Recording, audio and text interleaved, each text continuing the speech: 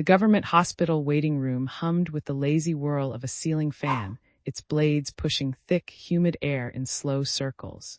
In this unremarkable space, an extraordinary lesson was about to unfold. The women of the waiting rooms. Amara sat poised on the edge of her seat, her elegant lace blouse perfectly starched, her Geel headwrap tied with the precision of a woman who had a hairdresser on speed dial. Gold bangles clinked softly on her wrist as she scrolled through her phone, pausing occasionally to admire a new designer bag she had ordered from London. Her husband, a high-flying businessman, had made sure she wanted for nothing: personal driver, luxury SUV, vacations in Dubai. She was the envy of her friends, the kind of woman who never carried her own handbag because someone was always there to do it for her. Beside her, Ngozi adjusted her sunglasses, the latest pair from Milan, and sighed dramatically. "This heat is unbearable," she complained, fanning herself with a glossy magazine. Her husband, an oil company executive, treated money like confetti, showering her with gifts: gold watches, diamond earrings, designer shoes she wore only once. Just last week he had surprised her with a new Range Rover, just because. She had posted it on Instagram before the dealership plates were even removed. Then there was Adaeze, sitting quietly in the corner, her simple Ankara wrapper faded from many washes, her slippers dusty from the long walk to the hospital. She listened as the other two women traded stories of their latest shopping sprees, their complaints about lazy house helps, their husbands' extravagant gestures. She said nothing, her hands folded in her lap, her eyes patient. The conversation that changed everything. "And you, my sister?" Amara finally asked, glancing at Adaeze with polite curiosity. "What does your husband do?" Adaeze smiled softly. "He is a mechanic." Ngozi's perfectly threaded eyebrows lifted slightly. "Oh, do you at least have a car?" "No," Adaeze replied, unbothered. "We don't have a driver either." A brief silence fell. Amara and Ngozi exchanged glances, not unkind but puzzled. How did a woman live without these things?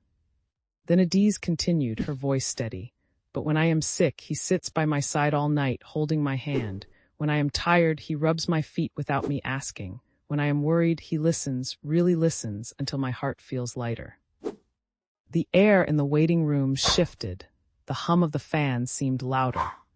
"He doesn't bring me gold," Adaeze said, "but he remembers how I like my tea: extra sugar, just a little milk.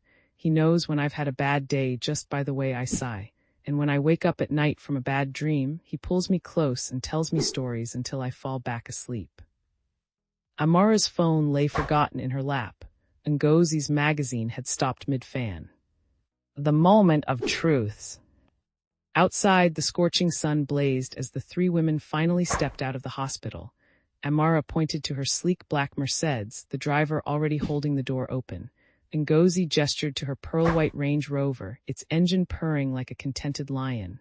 Then Adaeze's husband appeared. He was crossing the street, his mechanic's overalls streaked with grease, his face glistening with sweat. In his hand was a bottle of cold Maltina, the condensation dripping down the sides. "Eng Kem," he called softly, "my own." He didn't just hand her the drink. He shielded her from the sun with his own body, his hand resting gently on her back. He wiped the sweat from her forehead with his sleeve, murmuring something that made her laugh. Then he took her hand, intertwining their fingers like two roots from the same tree. No designer bags, no luxury cars, just a cold drink, a loving touch, and the quiet certainty of being cherished.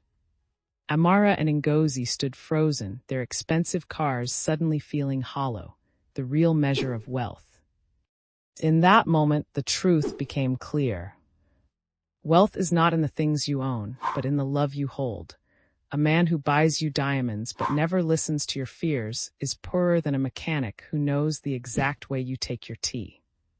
A husband who gives you a luxury car but never wipes your tears is not as rich as the one who holds your hand through life's hardest moments. That day, in a crowded government hospital in Enugu, three women learned that true riches cannot be deposited in a bank, worn on the wrist, or parked in a garage. They are found in the quiet moments. In the way someone's eyes light up when you enter the room. In the safety of knowing you are truly seen, truly known, truly loved. And that, my friends, is a wealth no money can buy.